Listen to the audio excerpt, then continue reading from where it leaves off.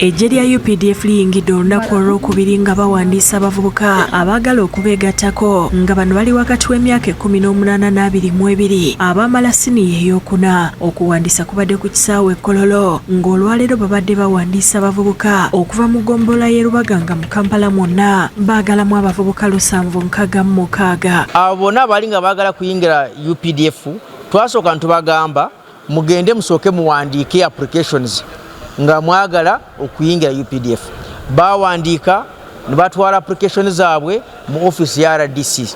Abavubuka babawadde ennamba okusinziira we babasunsula ne babaddusa kilomita 3.5.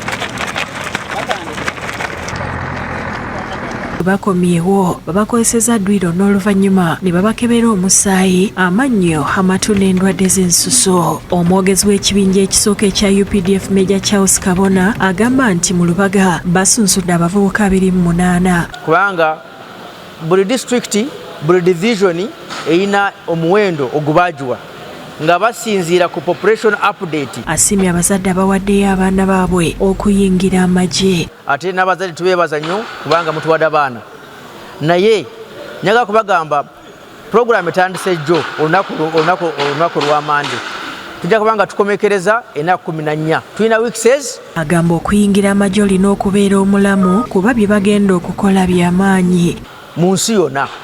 Ekyokusooka oba able-bodied obeera ng'olina obulamu bulungi, olina obulamu bulungi nga toli mulwadde, kubanga singa tusanga oli mulwadde tujja kumalako. Maama w'omu ku baana abaagala okuyingira amagye Akidinglusa agamba nti ku mulundi guno babadde beerufu nnyo. But now people are shortlisted from the list.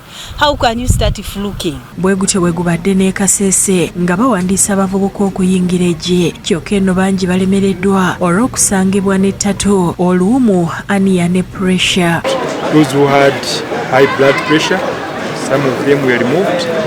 So some of their medical cases, those who are put out in the preliminary stage, they're basically on one on documents and then on the medical ground. Major Biral Katamba, omwogezi wa UPDF owa Mountain Division, ayogedde ku nteekateeka eno. Agambye nti bafunye abavubuka bayitirivu naye wonna baagalako 261 bokka. We are going to select the one with all the qualifications, the best qualifications amongst those. Abakulembeze b'e Kasese okuli RDC Lieutenant Joy Walusimbi, amyuka ssentebe Hamnat Hwera ne Lieutenant Kano Barnabas Mugongo balaze essanyu olw'enteekateeka eno okutambula obulungi.